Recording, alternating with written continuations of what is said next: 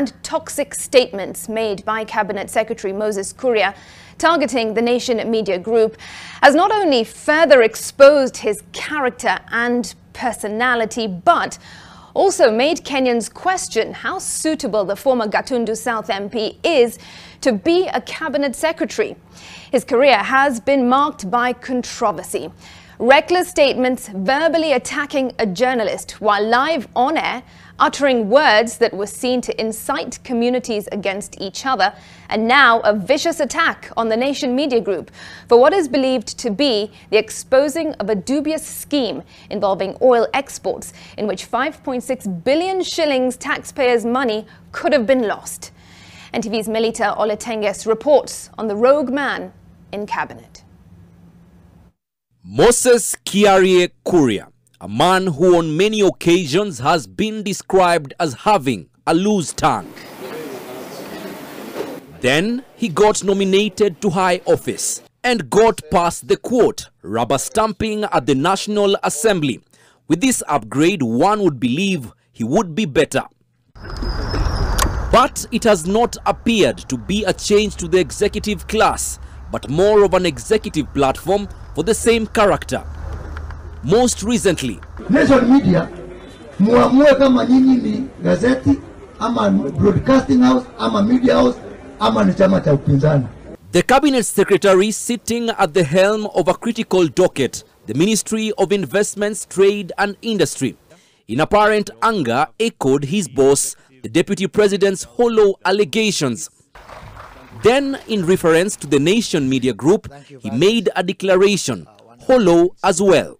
Kutoka leo hata sio kesho, idara yote ya serikali nitaona imeweka advertisement kwa Nation Media, ujihesabu kwa nyumbani.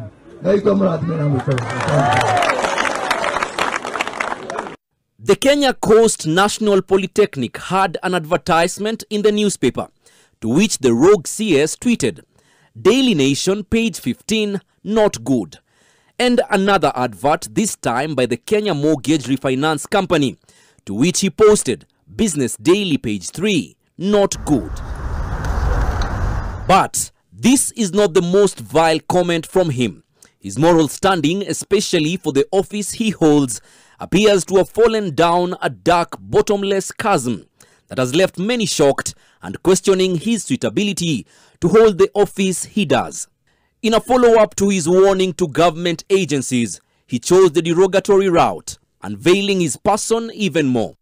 He tweeted addressing who he termed as prostitutes at Nation Center that they can still advertise auctioneers and funeral announcements, saying, we, presumably the government, will not stop those.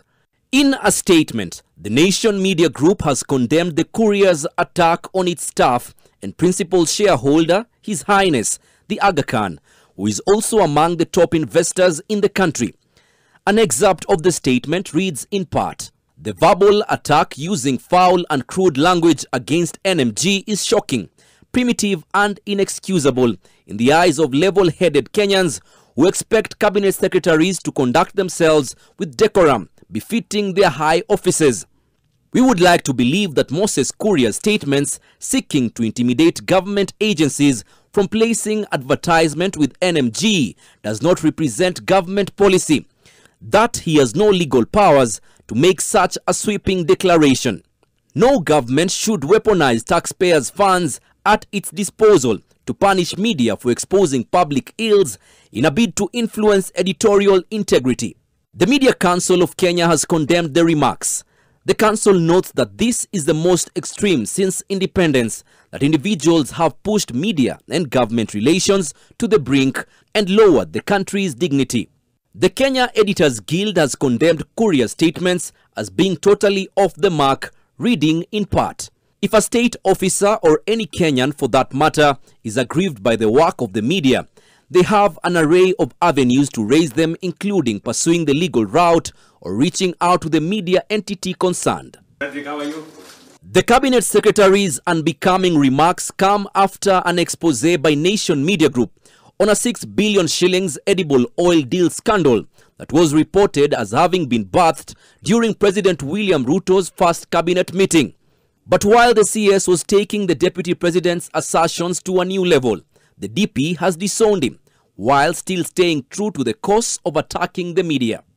I don't want, whereas I agree with Moses Kuria that you have become rogue and you are part of the Azimio brigade of trying to bring down the government, I don't agree with what he has suggested, that we stop advertising with you. We shouldn't, because we are democracy and we should be able to allow you to continue doing your job. Ours is to call you out. When you go overboard, we must tell you on the face. But going by this, I, Moses Kuria, being appointed a cabinet secretary of Kenya. Are these expressions declarations that bear no legal basis to implement, and threats show what is the best of Kuria's ability? If so, so help me God. Melita, NMG, NTV.